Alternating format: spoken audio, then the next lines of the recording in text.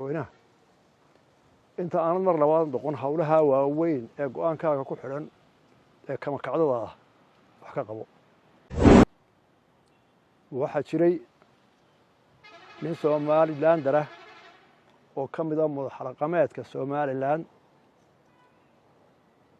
oo si gabasho la'aana u sheegtay inuu ciidamada qaranka u soo raacay cadowgii somalilan waxyeeleynaya ee ay daafacayeen deeyo mowqifka isaga oo madaxweyne qaranka uu arrintaa ka taagan yahay waa lagaa sugayaa madaxweyne.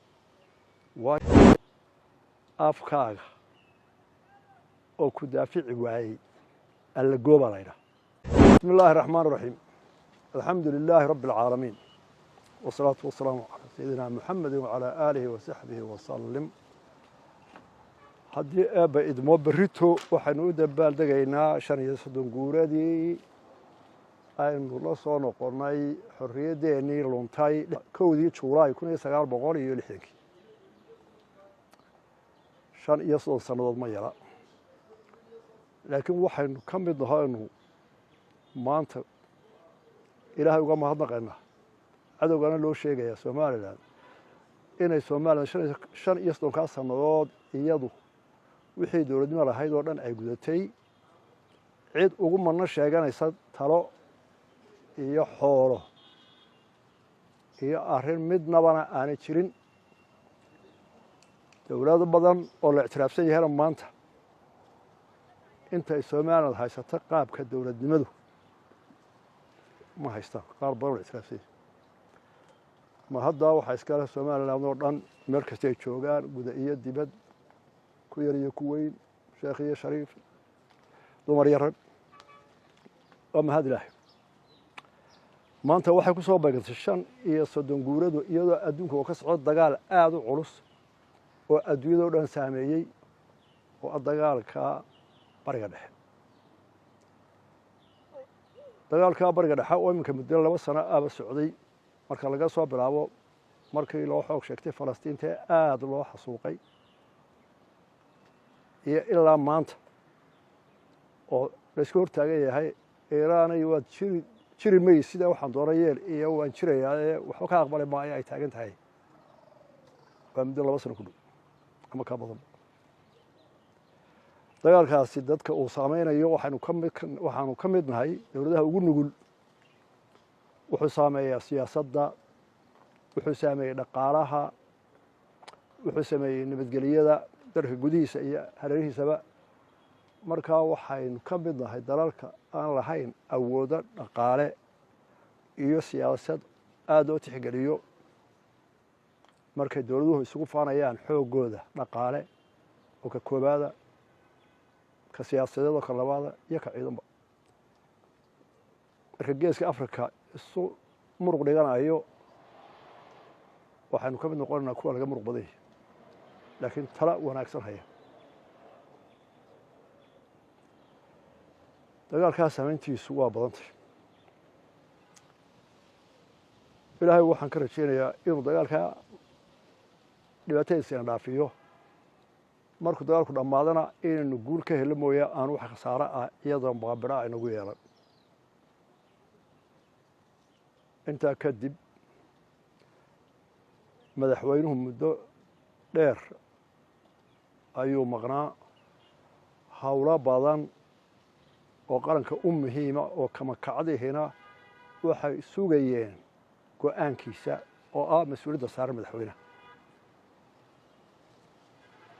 howlaha badan ee qaranka halkan ku geli maayo, buu u joogaa. waxaanse isaga ku odhan lahaa madaxweynaha inta aanad mar labaad noqon howlaha waaweyn ee go-aankaaga ku xidhan ee kama kacdada ah wax ka qabo, go-aan ka gaadh. waxaan xusi 2 arrimood oo intii uu maqnaa dalka ka dhacay. ta koobaad waxaa jiray nin somalilander ah oo ka mid a madaxraqameedka somalilan oo si gabasho la'aana u sheegtay inuu ciidamada qaranka u soo raacay cadowgii somalilan waxyeeleynaya ee ay daafacayeen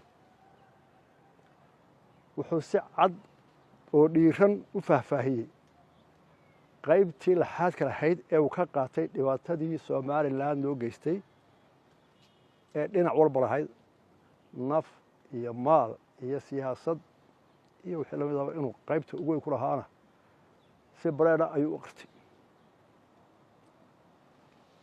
ninkaa odaygii wuxuu ku faanay oo uu ku manno sheegtay inuu madaxweynaha maanta jooga isagu saaray oo gaadhsiiyey kursiga madaxweynenimada